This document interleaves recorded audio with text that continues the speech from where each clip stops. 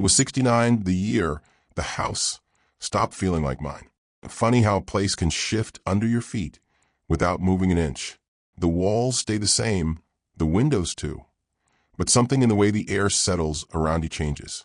That's how it felt anyway, like the house had begun tilting, just slightly, toward someone else's gravitational pull. The place is a 2-story craftsman on Sycamore Lane, painted a tired pale blue that my late wife, Marianne, always said reminded her of old denim. Bought it in 2002 for $347,000, a terrifying sum back then. But we had worked 40 years for it. The mortgage was ours, the scraped-together down payment was ours. And every nail driven into the beams was ours. Now, though, when I walk downstairs in the morning, the smell isn't the coffee I used to brew at 6 sharp, but Lauren's sugar-free vanilla creamer bubbling in her frother. The radio doesn't play Sinatra or the morning news. It plays whatever podcast my son says boosts his productivity. And the dining table, mahogany, solid, heavy, is covered in laptops that aren't mine. It happens slowly. These things do. Marian died in 2018. Breast cancer. Quick and cruel. After that, the house grew too quiet, and I grew too small inside it. So when Andrew said, "Dad, why don't we move in for a few months, just until we figure out our place?" I said yes. Maybe I even wanted the company. I certainly wanted to feel useful. And at the time, I believed my son when he called it temporary. That was 4 years ago. Now their shoes line my hallway. Their coats occupy the hooks Marian bought at a flea market in Amarillo. Their blender sits where my old toaster used to be. The living room lights have smart bulbs. I still can't figure out why a light needs Wi-Fi. And the couch I loved, the brown one with the flattened left cushion, is wrapped in a slipcover because it didn't match the aesthetic. Little things. Little things can gnaw through foundations if you ignore them long enough. The first real sign came in February of last year. The 12th, a Tuesday, unbearably bright for winter. I got out to check the mailbox. Bills, a catalog, and a bank statement addressed to Andrew.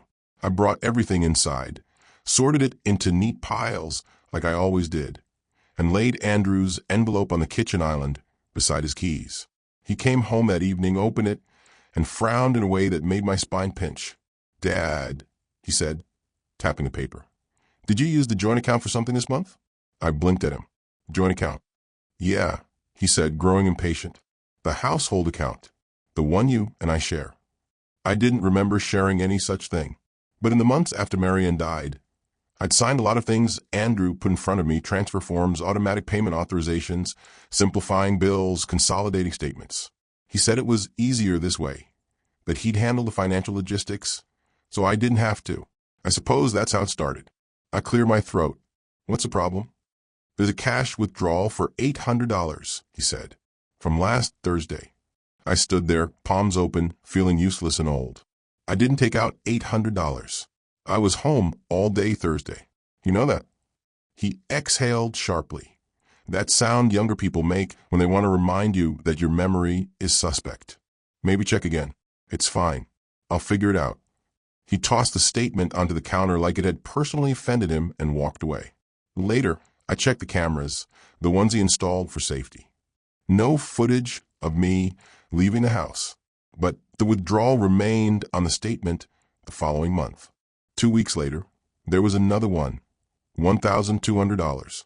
Then 2 charges at Home Depot for $1,600 and $1,850. I asked Andrew. He waved me off. "It's for improvements, Dad. You should be grateful we're updating the place." Grateful. I swallowed that word like a shard of glass. Around that same time, the dining room chandelier disappeared. Not broken, not replaced, just gone. I walked into the living room where Lauren was scrolling on her phone, perfectly manicured nails tapping the glass. "Where's the chandelier?" I asked. She didn't look up. "Sold it." "Sold it?" "It was old," she said, shrugging. "Andrew listed it on Facebook Marketplace. We got $800 for it." $800. Marianne had chosen that chandelier. 2004. I still remember holding the ladder while she argued with the electrician about the height. I wanted to say something, but Lauren finally looked up, eyes cool and flat. "Relax," she said. "It's not the end of the world." Maybe not, but it was the end of something. March 20th, a Monday. Daylight savings had me all twisted up. I woke at 5, stared at the ceiling fan spinning lazily above me, and listened. I could hear them downstairs, Andrew and Lauren whispering in the kitchen, not arguing, but discussing something with a tone I'd never heard from them before. He's barely using the space. It's just logical. We're doing him a favor. Then Andrew said something that made my heart stop mid-beat. Dad doesn't really understand that this house is basically ours now. My name wasn't in that sentence. I wasn't in it at all. I didn't come downstairs right away. I sat on the edge of the bed, feeling the weight of my own pulse. Basically ours. The words were casual, lazy even, tossed out like crumbs. But they snapped something inside me, something fragile and long neglected. Because the truth of it, the biting, humiliating truth, was that I had signed the house over to him once, years ago, for tax purposes. Another form he'd put in front of me. Marianne had still been alive then. I remember her worrying about estate taxes, about probate delays, about me being alone. It will protect us, she'd said. Maybe it protected something, but it certainly wasn't me. That evening, I made spaghetti, my kind, the simple kind, with jarred marinara and too much garlic. Andrew's tone was that forced brightness he used when he wanted something. Dad, he said, spearing a meatball. We're trying to build a family here. And it's really great having you around. But you got to understand how space works. Space. A funny word for a man addressing the owner of the roof above his head. Still, I nodded like a polite shadow of myself. That's all, he said. We'll figure things out. But I already knew. Things had been figured out. Just not with me in mind. That night, lying in my too-big bed, I stared at the faint crack in the ceiling. The one Marion used to say looked like a crooked smile, and realized something both painful and liberating. My son didn't think I lived in his house. He thought he lived in mine, and worse. He believed that difference no longer mattered. I closed my eyes, exhaled, and murmured into the dark. We'll see about that. The next morning I woke before dawn, not because of age or habit, but because something in me had shifted.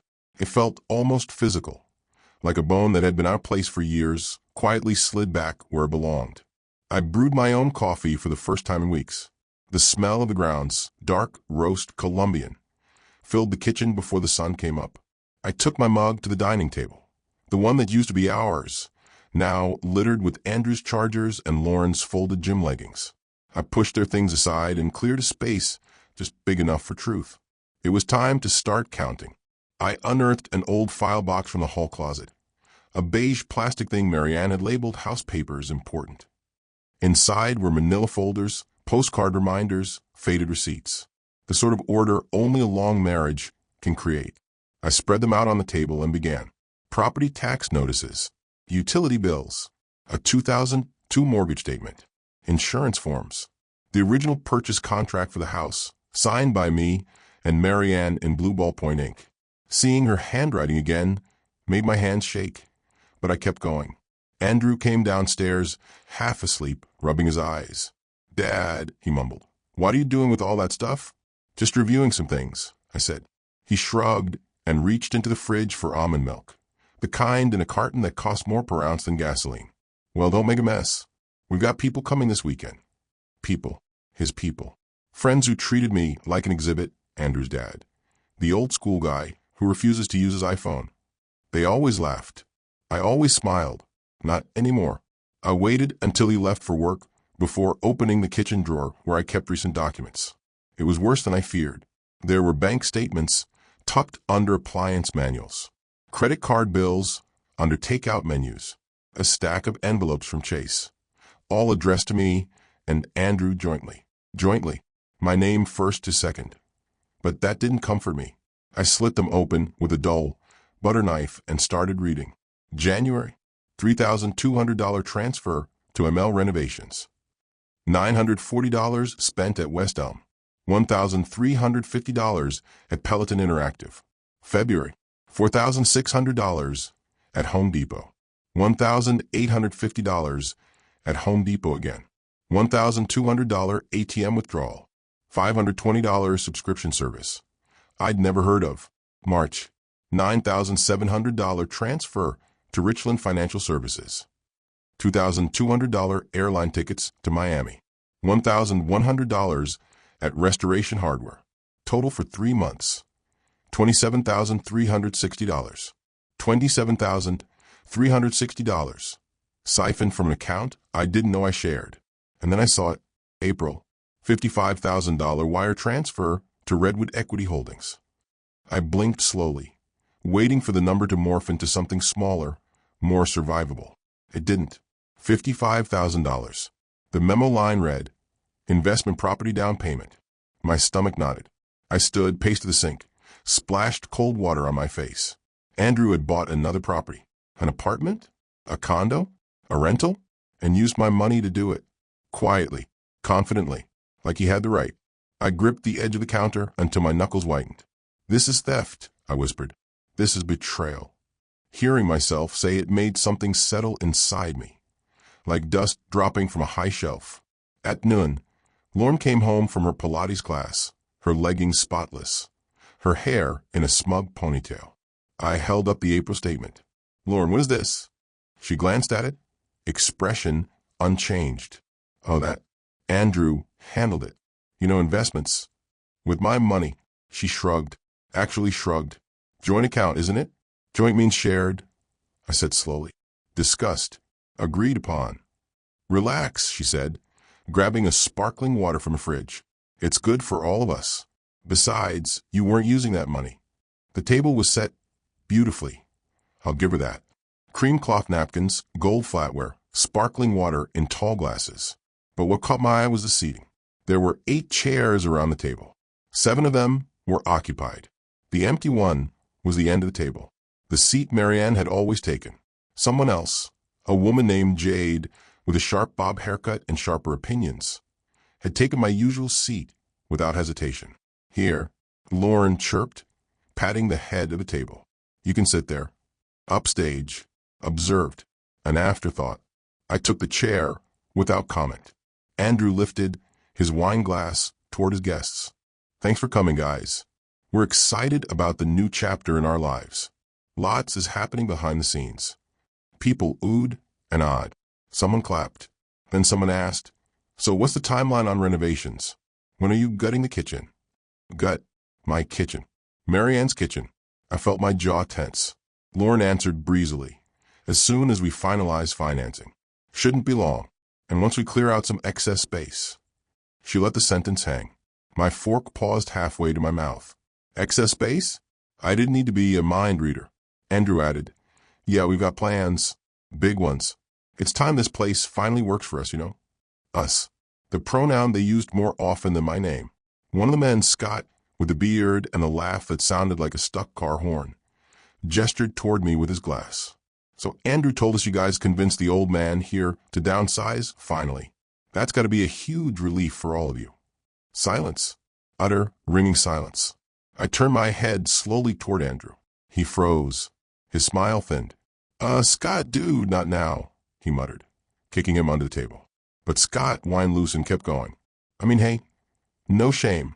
My granddad had to go into assisted living last year. Best decision we made. The space, the constant supervision. It's for their own good. The fork in my hand didn't shake. My voice didn't crack. The world didn't tilt.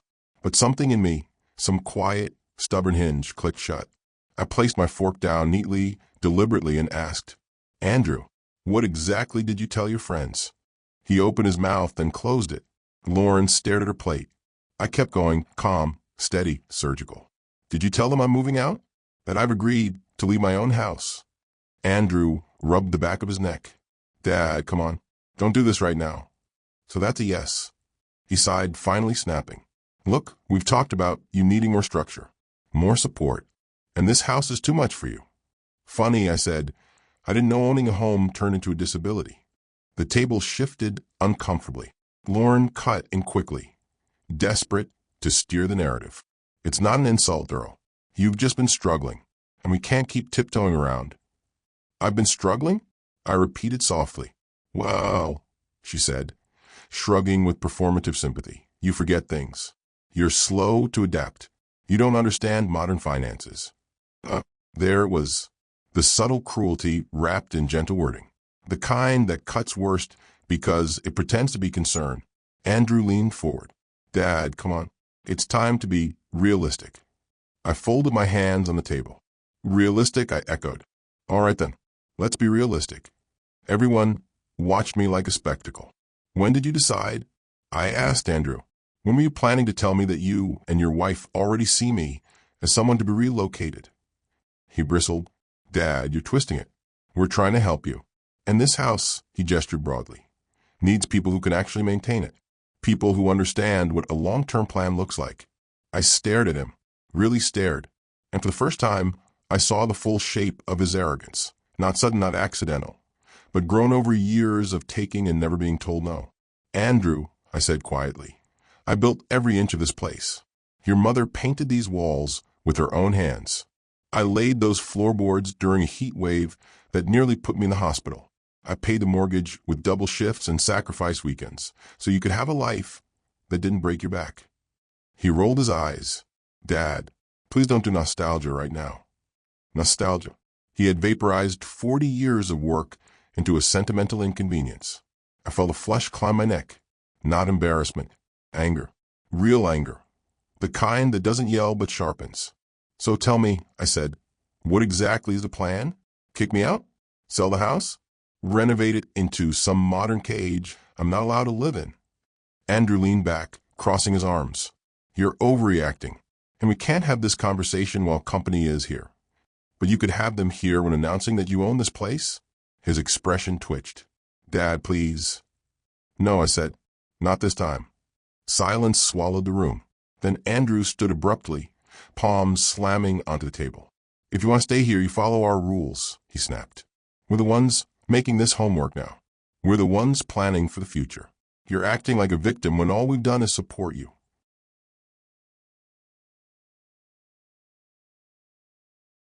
Support. I laughed once, a short, humorless sound. You've drained my accounts, sold my belongings, planned renovations without asking, and now you think you own my house. Like I said, he shot back, basically. Yes, you signed the transfer. This house is ours, Dad. Ours. And you need to accept that. There was no shock this time. No sting. Just confirmation. Confirmation of everything I had already begun uncovering. I looked around the table at their uncomfortable faces and felt a strange, settling clarity. The sort you get right before a storm breaks. I stood up, straightened my shirt, and said, I'll remember this night. And with that, I left them there, with their wine, their laughter, stuttering back to life, their ignorance of just how wrong they were. Later that night, close to midnight, I went downstairs for a glass of water. I wasn't sneaking. I wasn't hiding. But they didn't hear me approach the kitchen. Their voices floated through the hallway. Low, urgent, unmistakable. Lauren, he's getting suspicious. Andrew, then we move faster. He'll sign whatever we put in front of him. He always does. Lauren again. What about the assisted living deposit? Andrew, already looked into it. It's not cheap, but once you sell the house, it'll cover everything. Sell the house. Cover everything. My chest tightened, not with grief, but with something sharper, cleaner. Resolve. Lauren asked, and he'll comply. Andrew snorted. He won't have a choice. They clinked glasses. I walked back upstairs, step by slow step. No trembling, no panic, no confusion. Just a calm, cold certainty. They thought I had no power left. They were wrong. Very wrong. They didn't know I had the deed. They didn't know I had the bank records. They didn't know I had already taken the first step. By the time my bedroom door clicked shut, the last fragile part of me that hoped for decency was gone. Andrew thought he was planning my exit, but I was already planning his. I didn't sleep the night after I overheard them, not from shock, not from fear, but from a rare, clear sense of direction. Clarity can be more potent than adrenaline. It can keep a man awake without exhausting him. My mind was a clean, sharpened blade. By sunrise, I had already showered, shaved, packed a folder, and made coffee. Real coffee, not the almond-flavored brew Lauren called better for the gut. I left the house before either of them came downstairs. The April air was crisp, the kind that reminds you you're alive whether you like it or not. At 7:35 a.m., I sat in the parking lot of Harper & Row Legal Group, the same firm that handled our estate planning when Marianne got sick. Back then, the offices seemed cold and clinical. Today, they felt like the last safe place left. I waited until the doors opened at 8:00 a.m. sharp and walked straight to the receptionist. "Appointment?" she asked without looking up. "No," I said, "but I need to see someone today. Urgently." She finally glanced at me. I must have looked serious enough because she didn't argue, just typed something, nodded, and pointed to a row of padded chairs. "Mr. Carmichael can take you in 10 minutes. 10 minutes. I'd waited 4 years to wake up. 10 minutes was mercy. Mr. Jonathan Carmichael looked older than I remembered. Hair whiter, glasses thicker, voice softer. But when he saw me and read my expression, something sharpened in him. Lawyers know the smell of trouble like firefighters know the smell of smoke. "Earl," he said, shaking my hand. "It's been a long time. Please, what are we dealing with?" I opened the folder and slid everything across the polished oak desk. Bank statements, unauthorized transfers, ATM withdrawals, Home Depot charges, the $55,000 wire, the renovation invoices, the prepared but never filed house transfer. He adjusted his glasses, flipping through the pages slowly, carefully. His eyebrows climbed higher with every page. After 10 minutes, he leaned back and exhaled. "This," he said, tapping the stack, "is a disaster." "I know," I replied. "And you're certain you never authorized these transfers?" "Jonathan," I said calmly, "I didn't authorize a single dollar. Not one." He nodded. "And you're certain the house transfer was never executed with the county?" I pulled out the final sheet, the deed record I'd printed from the county website at 3:45 a.m. "Still in my name," I said. He smiled, just barely. "Then you have more leverage than your son thinks." Those words felt like warm water spreading through my chest. Jonathan continued, "Let's break this down." He pulled a yellow legal pad toward him and began writing. 1. Misappropriation of joint funds. Based on these statements, he's taken over $85,000 in the last 18 months. You can pursue civil recovery, especially since you're the primary owner of the account. 2. Unauthorized withdrawals. $800, $1,200, $9,700. All potential fraud. 3. Wire transfer. $55,000 is serious. Very serious. That alone could bring criminal charges if you want to go that far. I let that sit between us. Criminal charges. Against my son. A few years ago, I would have flinched at the thought. Now it felt like balance. 4. Property transfer. This, he said, tapping the draft document, is your golden ticket. He believed he owned the house, but he doesn't. You do. The title never changed hands. That means I can remove him, I said quietly. You can remove him, Jonathan confirmed. Legally? Completely. I nodded, absorbing each word like a man parched for truth. Tell me what steps I need to take. Jonathan clicked his pen. First, we file a revocation of permissive occupancy. I lifted an eyebrow. English, Jonathan. A formal document stating you are withdrawing your permission for them to live in your home. Once filed, they're considered occupants without rights. And then we file for ejectment. Eviction, I translated. He shook his head. No, eviction is for tenants. Ejectment is for people who have no legal standing to be in the property. A slow, steady satisfaction spread through me. What about the financial theft? We'll freeze the joint account today, he said. Then we'll notify the bank of fraudulent activity. That alone will block his access and launch an internal investigation. I let that sink in. Andrew would wake up to a closed account.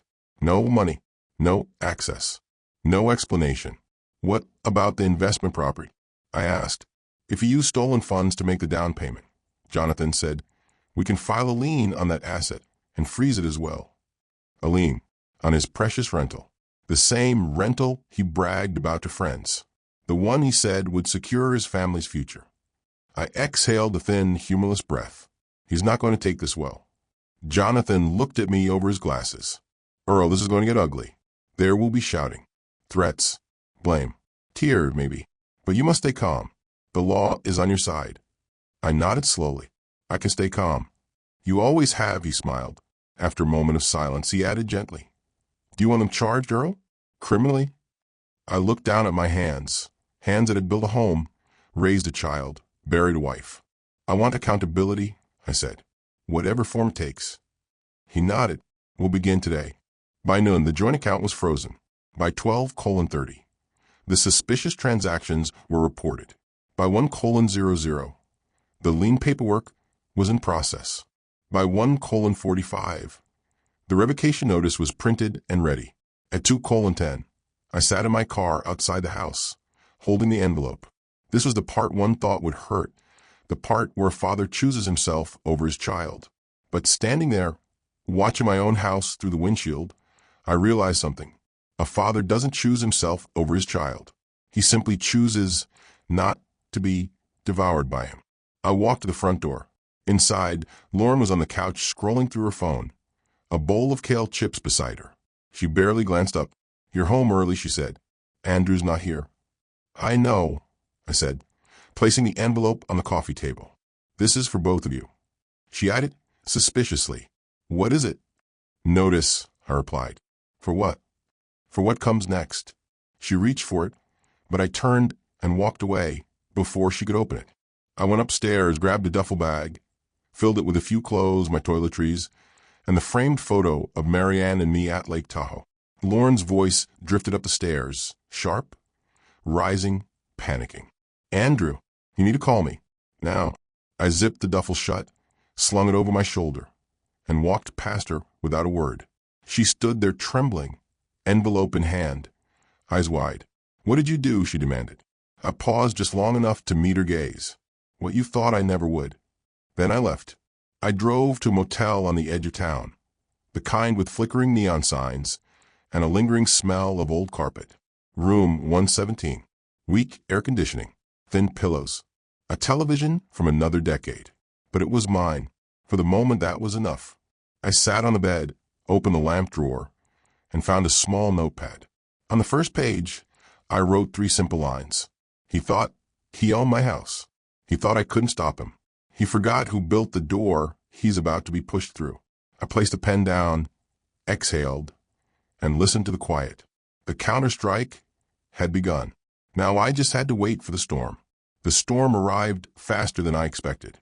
It was 6:42 p.m. when my motel room door rattled under 3 hard knocks. Not the cautious, polite kind, but the kind a man uses when he believes the world owes him answers. I didn't open it immediately. I let the knocking continue. 3 more hits. Then Andrew's voice, muffled, but unmistakably furious. "Dad, open the damn door." I stood, smoothed my shirt, and unlocked it. Andrew pushed inside before I even stepped back. His face flushed the color of cheap wine. Lauren trailed behind him, arms crossed, eyes tight with accusation. The room looked smaller with their anger in it. "What the hell is this?" Andrew demanded, waving the revocation letter like a flag at a battlefield no one warned him he'd be fighting on. I sat on the edge of the bed. "Calm, steady. It's exactly what it says." "You're kicking us out?" he shouted. "Us? From our house." "From my house," I corrected. His face twisted. "You signed it over." "No," I said. "I signed a draft you never filed." He blinked, a single slow blink. The blink of a man whose certainty has just cracked down the middle. Lauren stepped forward. "What are you talking about? You told me everything was finalized." Andrew rounded on her. "Because it was supposed to be." "It wasn't," I said simply. "Legally, the property is still under my name. All of it." He stared at me, wordless for a long moment, then threw the letter down onto the motel dresser. "You're unbelievable," he said, shaking his head like he couldn't recognize me. "After everything we've done for you." That word again. Done for you. I stood. "You drained my bank accounts. You used my savings to buy another property. You planned to put me in assisted living and sell the house." Lauren scoffed. "You misheard." I turned slowly. "I didn't." Andrew stepped toward me, too close, his breath sharp with a sour bite of beer. "You're twisting this," he said. "We were trying to take care of you. You're getting older. You can't handle that place. You leave burners on. You forget to lock doors." "I don't forget," I said quietly. "You never asked. You assumed." He laughed once, bitter and ugly. "Dad, you think you can just throw us out? Where are we supposed to go? What about the renovations? The deposit for the kitchen? The new appliances? The down payment for the rental? All paid with my money," I said, "without my permission." "So what?" he snapped. "It's family money." "No," I said. It was my retirement. Andrew stepped back, as if the words struck him physically. But he recovered fast. This is insane, he muttered, pacing the room. We can fix the joint account thing.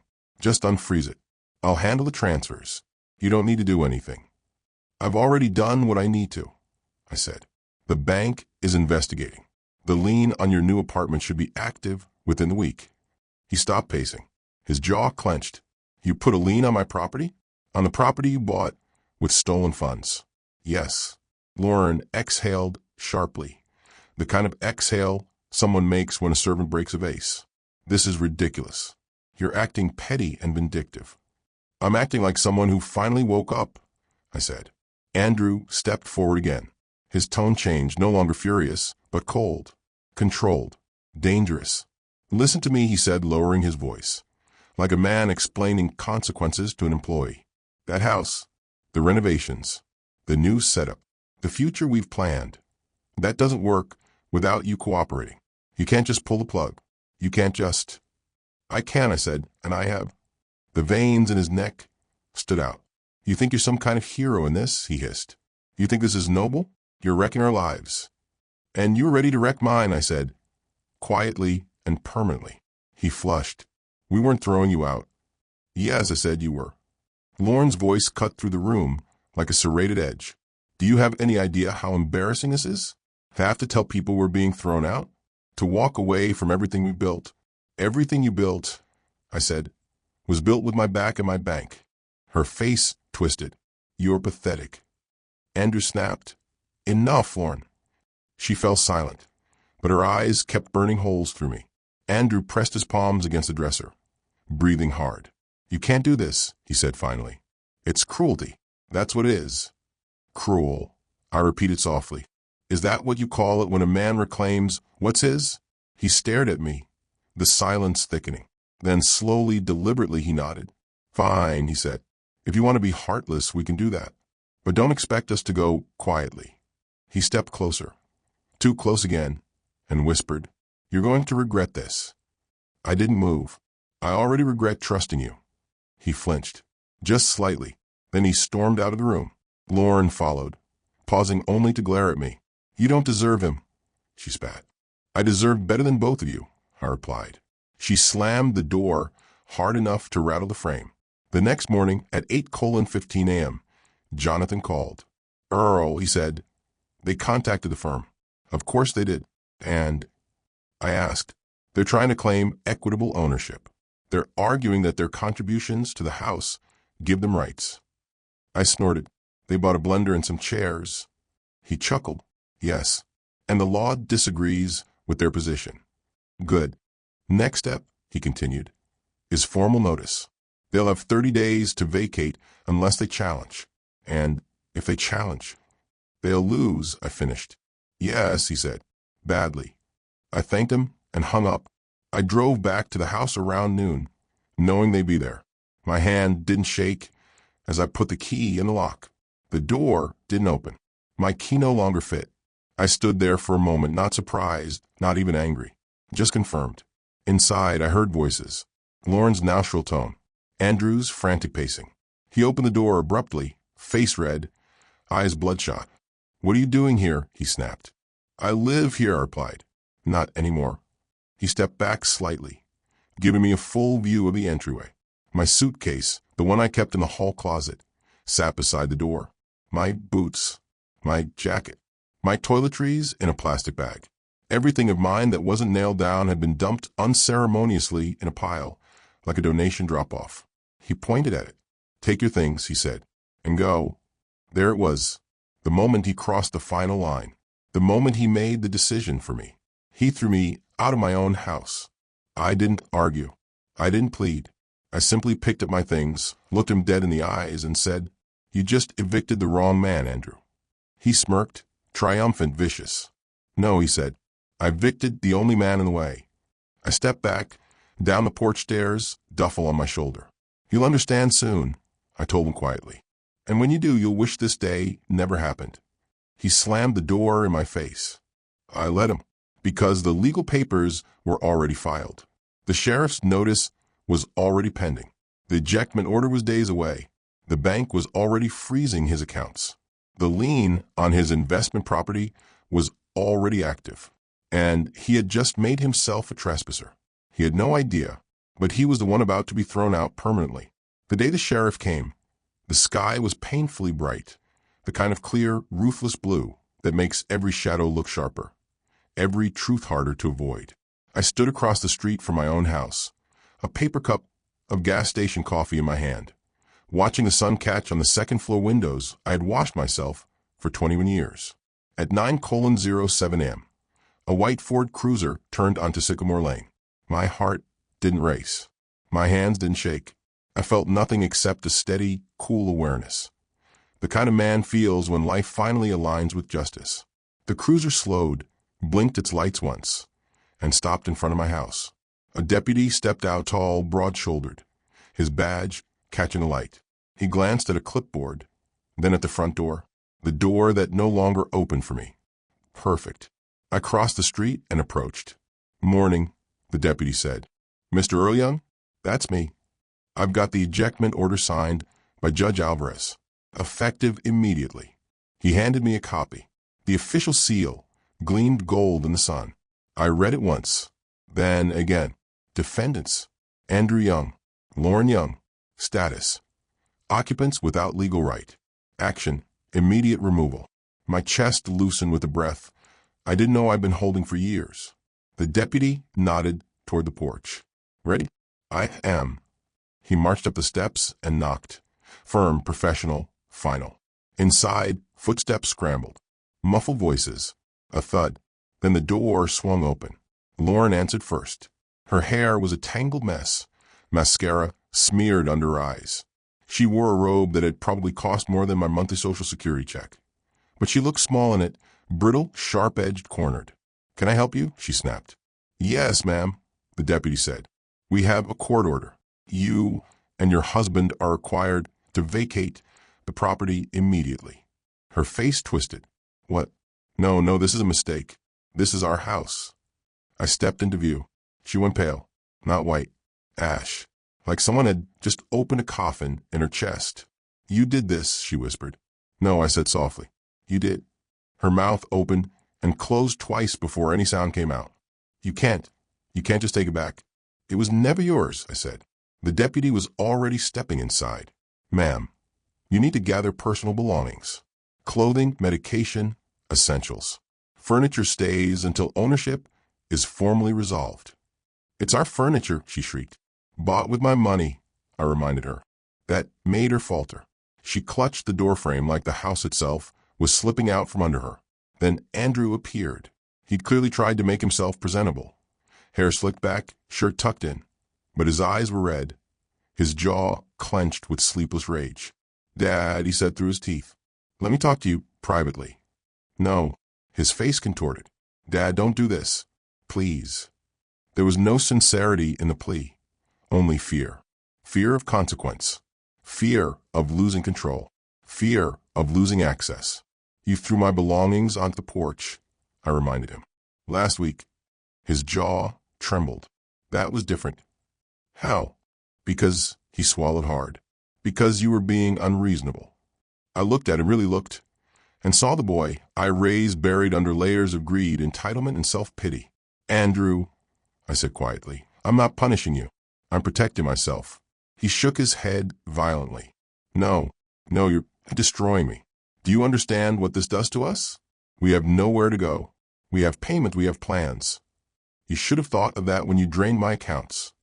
That money was for us, Dad, for the house, for the renovations, for the investment property. I corrected. He flinched. The deputy cut in gently but firmly. "Sir, ma'am, you need to start packing. You have 1 hour." "1 hour?" Lauren screeched. "This is barbaric." "You gave me 10 minutes, I said. "When you threw me out." She froze, her mouth pressed into a thin, furious line. Andrew stepped closer to me, lowering his voice. "Dad, please. We're family." A sad, tired calm washed over me. Family doesn't steal from family. His lips parted, but no words came out. He stood there, blinking fast, chest rising and falling in shallow bursts. I could almost see the denial cracking away from his face. Almost. But guilt is a fragile visitor. Pride is a permanent tenant. He straightened, hardened. You're making a huge mistake. No, I said. I'm correcting one. The next hour was a symphony of chaos. Cupboards slammed. Closet doors banged. Plastic bins were dragged across hardwood floors. I'd install myself. Lauren yelled. Andrew cursed. The deputy stayed patient. I stood in the living room, my living room, as they passed through with armfuls of clothes and tangled cords. Every now and then, Andrew would stop and glare at me as though staring long enough might reverse time. When they reached the front door with the last of their boxes, Lauren paused. Her face twisted with righteous indignation. You'll die alone in this house, she hissed. Better alone, I said, than with people who wish I were gone. Andrew clenched his jaw so hard I thought it might crack. This isn't over. I didn't respond.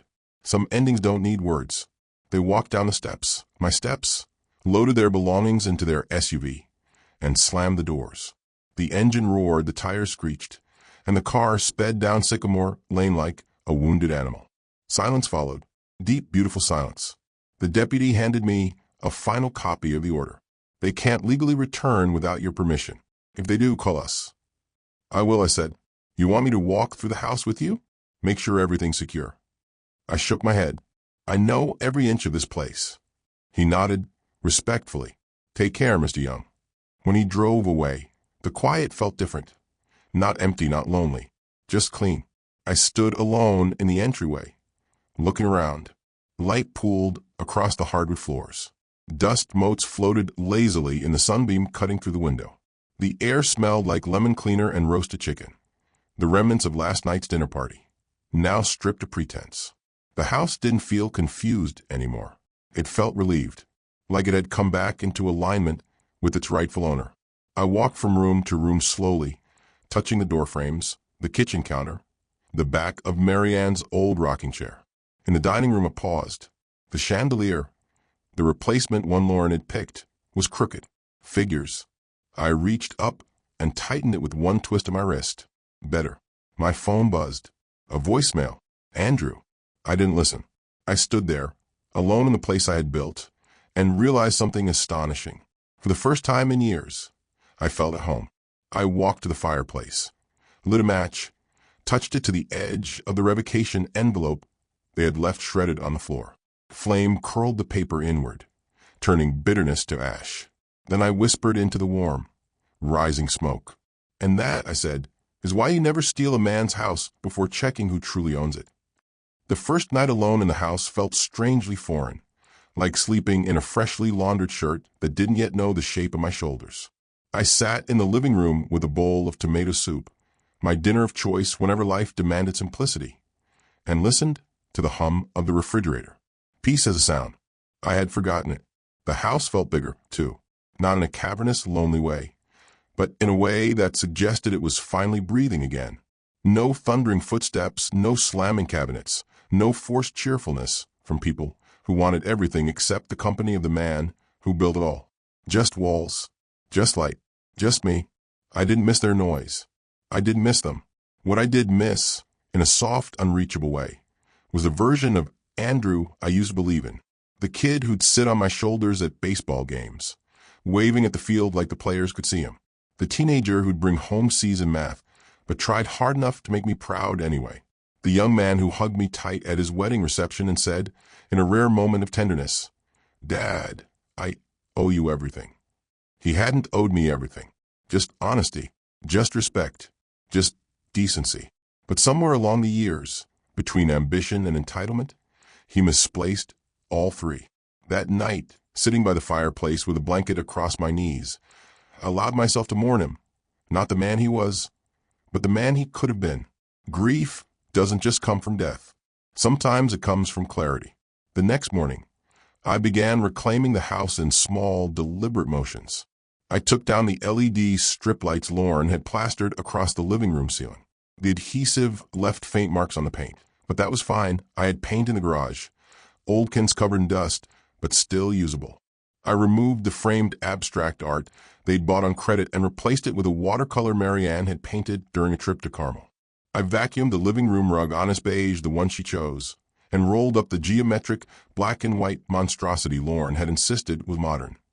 Every corner returned to itself with surprising grace. It felt like brushing dust off something ancient and precious, like finding myself. I spent the afternoon restoring the old oak bookshelves, polishing the surfaces with the lemon oil Marianne loved. The scent rose up slowly, and for a moment, just a flicker, it felt like she was standing behind me, smiling faintly, her hand resting on my shoulder. Careful, I could almost hear her say, "You missed a spot."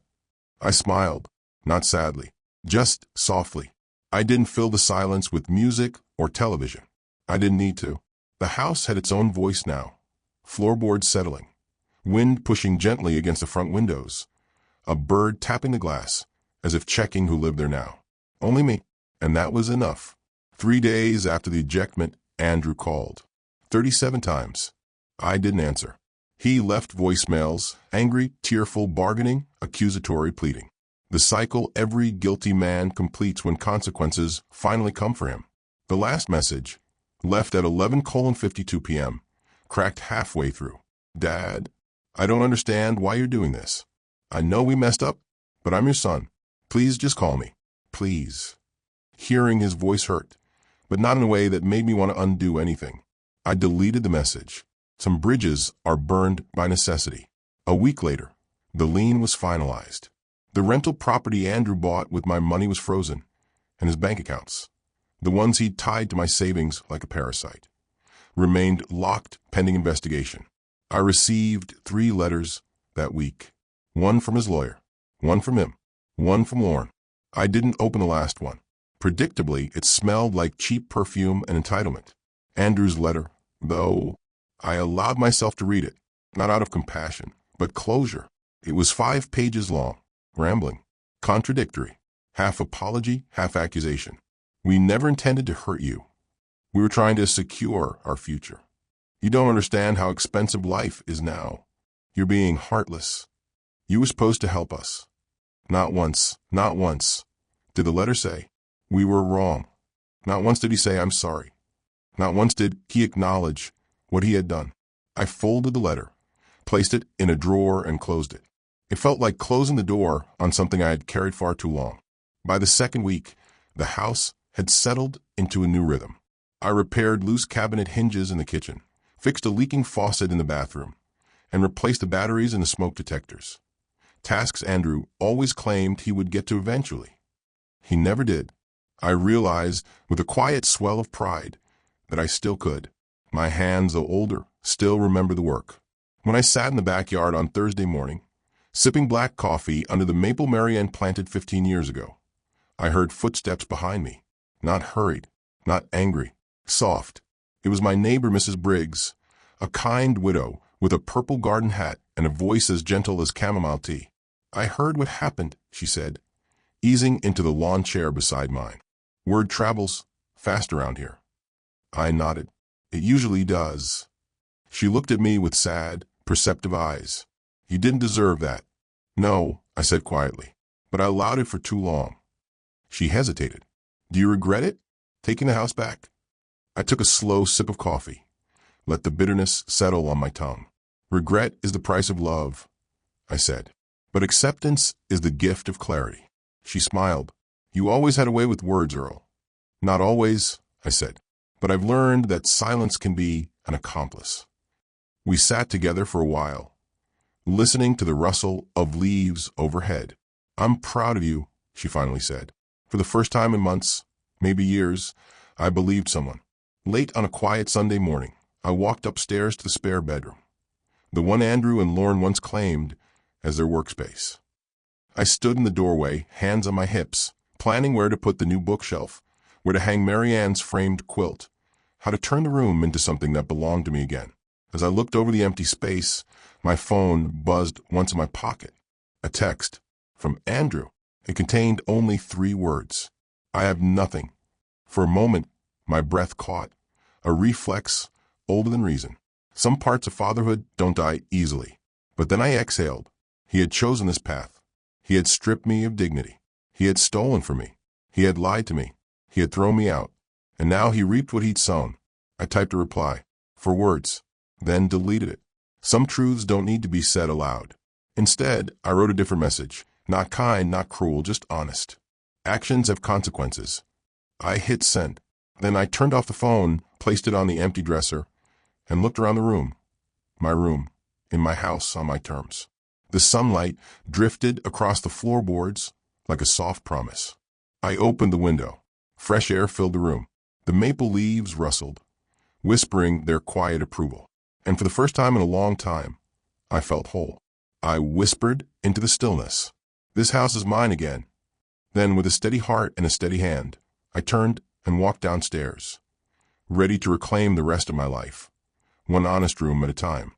The door closed behind me with a sound I had almost forgotten, the sound of a home that finally recognized its rightful owner.